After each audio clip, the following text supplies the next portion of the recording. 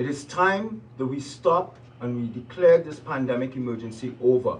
And the truckers of Canada had a gut feeling and some really good common sense that this has to come to an end.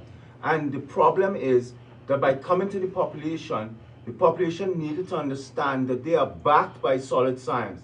And that is where people like myself, Dr. Hodkinson, Dr. Poness, etc. have come forward, because we know 100% of the science is behind the trucker. The Canadian trucker is backed by solid science, not the government positions. That these vaccine mandates have no scientific or medical basis and must be stopped now. The mandates must be lifted tomorrow. The carnage that's going on out there with our children is indescribable. As Dr. Alexander stated, the evidence medically is overwhelming. I'm not going to list it at this moment.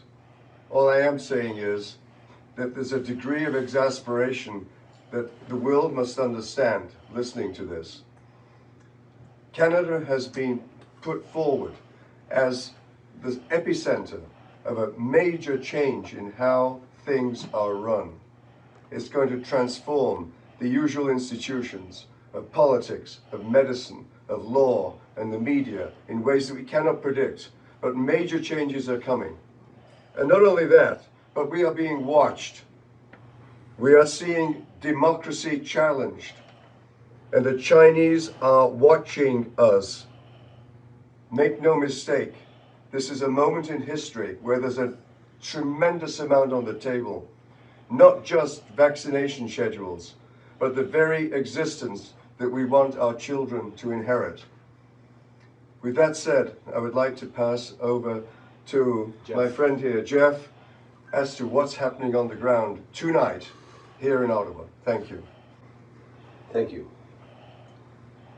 I know that the mainstream, the legacy media has been putting out all sorts of information, states of emergency, riotous activity, unruly, unlawful gatherings of people in this city right now. If you are attuned to that, it may bring anxiety, it may bring stress, it may heighten fear or concern for loved ones that maybe you know are here supporting this. But we assure you, this entire organization, it's not just a movement, it is an organization of dedicated, focused individuals who are standing unwavering. There are no ruffled feathers in this room or amongst this team. We have worked with local law authority and government to keep this exactly what we have intended it to be. It is a peaceful demonstration. We have complied by opening up access roads on every road that we have accessed or parked on with trucks and support vehicles. That was done to ensure that EMS would be able to respond to the concerns and the safety of the citizens of Ottawa, and also the safety and any concerns of the people who are here supporting this movement. We have worked repeatedly with law enforcement agencies to try to bring humane conditions to the people that are peacefully demonstrating. Washroom facilities, maintenance of those washroom facilities, and we have yet to get a solidified response to bring those deserved conditions to this peaceful demonstration. We are currently going to see legacy media streaming images of the police making arrests. They're currently treating this now with catchphrases, occupation, terrorism, and all sorts of very low-level commentary to try to sway people's opinion. They're currently out in the streets of Ottawa, and they are arresting people on charges of mischief for transporting fuel in proper containers in order to supply the people here for a peaceful demonstration to allow their vehicles to stay warm. If you've been following the media, the real media, the one you're watching right now, These are families. They have children with them. They have no intention of reacting negatively to anything that is going on.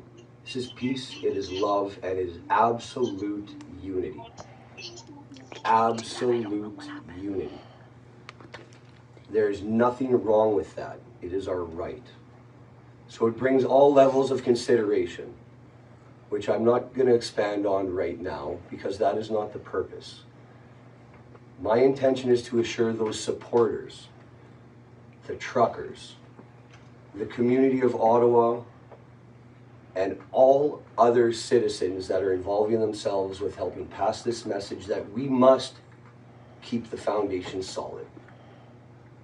We must not waver with the falsehoods that are being put upon us right now.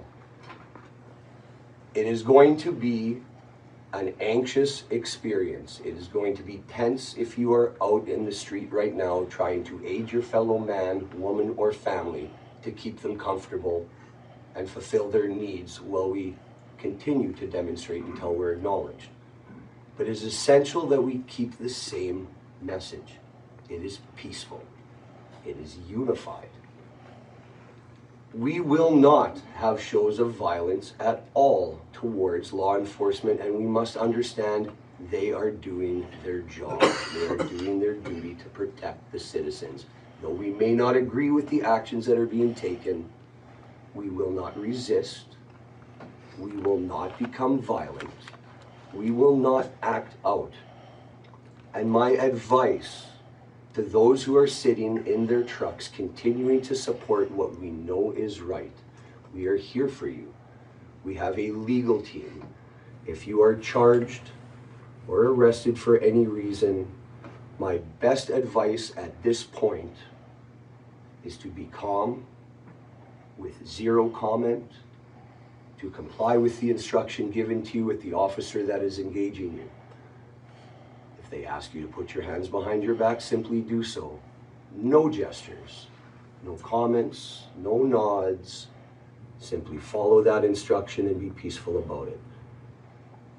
I personally, if confronted with this, will take the advice of the kindergarten teacher of my 5-year-old son that I miss so much and want to be with. And I will crisscross applesauce, and I will sit down, and I will not move on the street. And I would suggest you consider that as a very effective way, to approach a situation that has clearly spun out of control through leadership that has tried at every single corner to disarm the voice of patriotism, unification, democracy, and freedom. That's all I have to say at this point, but we are with you. Please be calm. We will endure. We will not leave. I would like to pass it over to Tom. Good evening. Thank you to all of you who have tuned in. I just want to say shortly that I just returned from Coventry.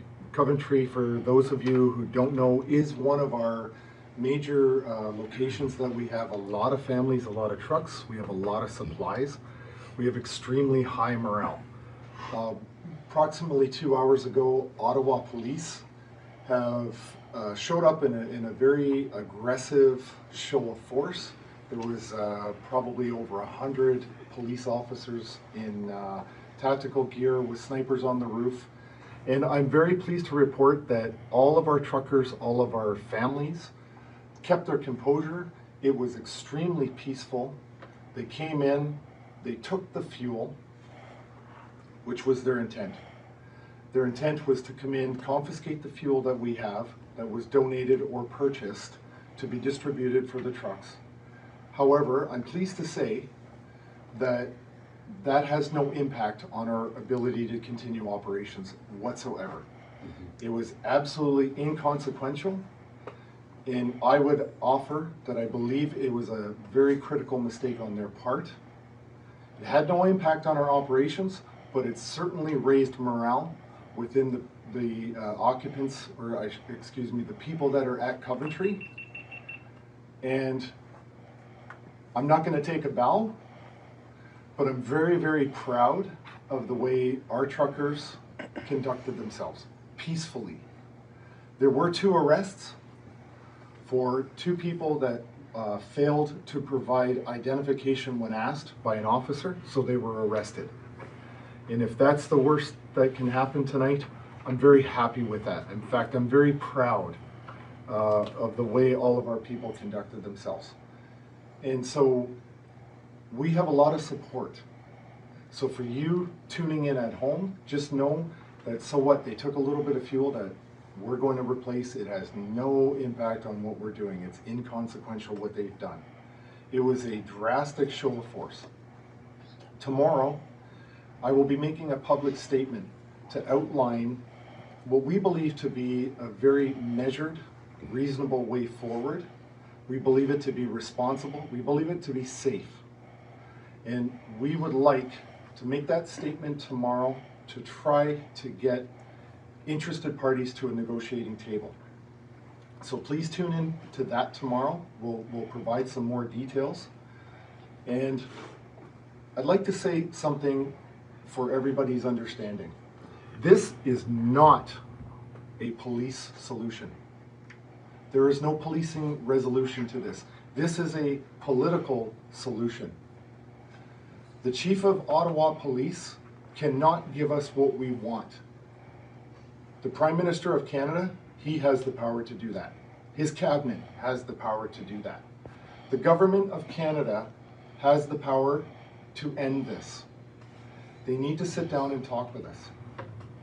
Tomorrow I will make a public statement on how we believe we can come together and make that happen. Thank you. If I could add one more thing to the viewers that are tuning in on whatever live feed you're watching from now, please take the time to share this message to everybody in your network. I believe that we should be letting Joseph talk for a moment. Something that all Canadians and all politicians have to be aware of. This is the nation's capital. Ottawa is not just a city in Canada. This is the nation's capital. And as citizens of the country, we've been working for 2 years to get the truth out to the Canadian people.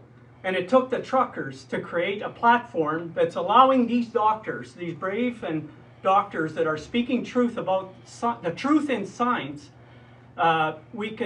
Canadians owe a deep debt of gratitude to all the truckers. So to the degree that you can support the truckers, please find a way to donate to the truckers. But never forget here, this Ottawa, to the citizens of Ottawa, you are in the nation's capital. There is no disrespect to you, the citizens of Ottawa. But please remember, you live in the nation's capital. And as Canadians, I'm from Saskatchewan, I have a right to be here. I pay taxes in this country, and our government is violating the law. They have been for 2 years now. And so we have a right to make our voices heard. So never forget that. This is Canada. This is the nation's capital. So Canadians, stand up with us. Stand up for your God-given rights and freedom. Freedom for everybody.